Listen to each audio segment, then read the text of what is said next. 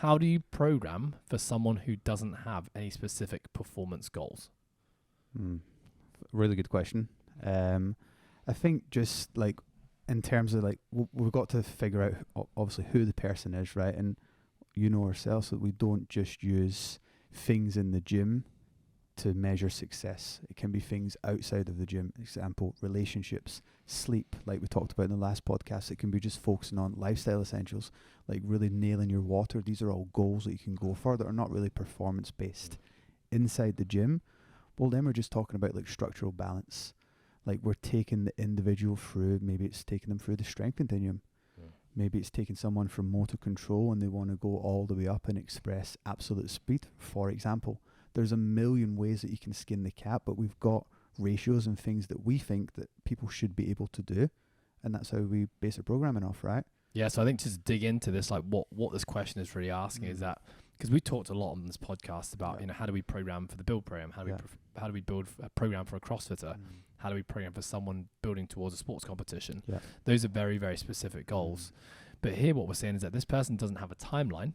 So number one, not trying to get fit or be able to do X, Y, and Z by a certain time. And there's nothing specifically that they actually want to work on. So they don't care about back squatting, don't really care about pull-ups. So how do you actually go about and design a training program?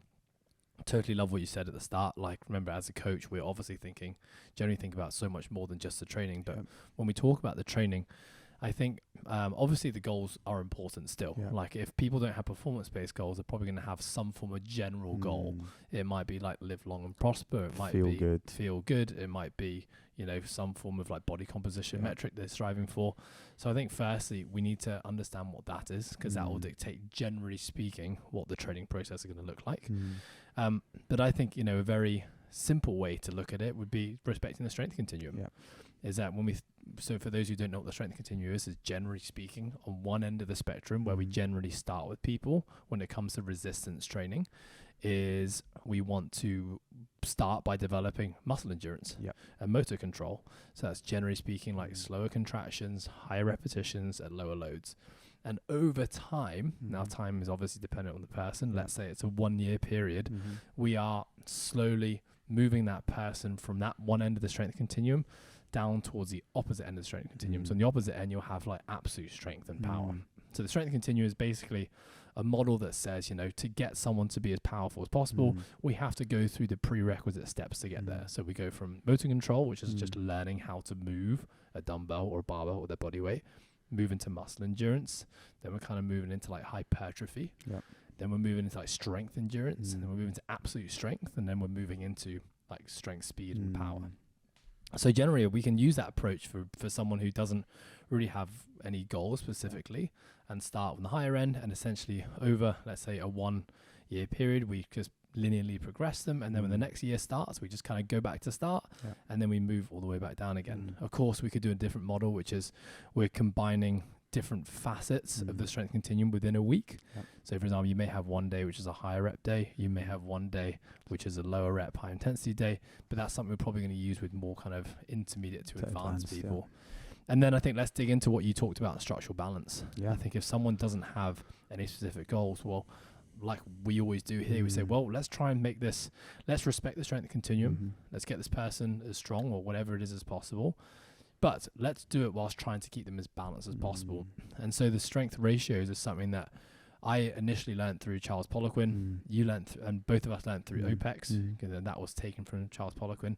You can have a look on the internet. If you just type in on Google, optimal strength, structural balance ratios or strength ratios, you'll see things like what should a back squat be relative to a deadlift? What should a front squat be relative to a back squat? What should a bench press be relative to a pull-up?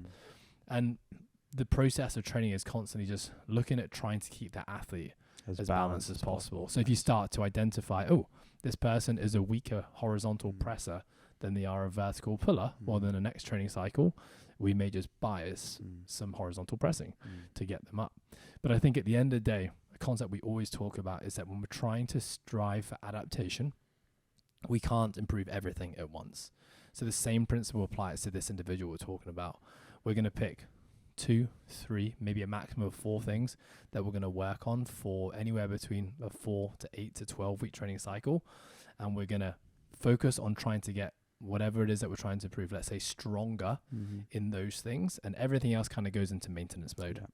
When the next cycle starts, we pick the next 4 things we want to prioritize, and everything else goes into maintenance mode. And so it's not that we're trying to keep a person structurally balanced all the time. You may create biases within training cycles, but overall, the overall year, the macro cycle, we want that individual to be as balanced as possible. Question to you: what about resistance training versus aerobic training? What kind of ratio or balance are you looking for someone who doesn't have any performance goals? Yeah, I mean, I think then it's just going to be just blended training. If the person's coming to you and say, "Oh, I want to be fit for life. I want to do fitness for life." Well, we know for life we need to be strong, but we also know for life that we have to be aerobically fit. Now, aerobically fit doesn't mean that you're doing high intensity workouts. It just maybe means like it's long, slow, steady cardio. That can be one facet. I think what's important to remember here is that when we're talking about like strength ratios and structural balance, what I like to do with my clients, if they don't have a goal, I will bring it back into their life and understand, well, we're trying to get you structurally balanced for life. Like, we want you to be strong in your horizontal pressing because that can carry over to life. We want you to be strong in your double-legged squat because that carries over to life. And always trying to relay that information back to your client's needs and your client's wants. Totally. And that also creates so much buy-in from your client. I've had clients that have came to me and they're just like, "Oh, I'm not quite sure." When you lay out maybe the strength continuum or you lay out the structural balance and you test, I don't know, their 8 rep max rear foot elevated split squat, we know that should be roughly like 32% of their body weight in each hand. When you test it and they're not quite there, they're like, "Oh shit, I want to get that." Yeah, then that creates buy-in as well, you know? Yeah, and I think in the same way, when we're designing these training cycles, is to communicate. Okay, so this cycle, Liam, we're going to be working on a goblet squat, 20 rep max. We're going to be working on a strict pull-up, AMRAP set of your body weight, and then we're going to do a push-up AMRAP test. Nice. That's going to be our priority for the next 8 weeks. And so as a client, you have buy-in. Okay, this is going to be my focus. At the end of that, you do some testing. For sure, you got to get some litmus tests and see if we were able to achieve what we wanted to achieve, and then simply we just reset the goals. And you just rinse and repeat, right? And you just rinse and repeat. I mean, like, how many exercises are there that we can potentially choose from? How many rep ranges can we choose from? As long as you can justify as a coach why you're doing it, then there's no right or wrong. And again, just applying that back to the strength continuum. We can't just start by doing 1 rep maxes. We've got to do. We've got to respect that continuum for sure. Nice.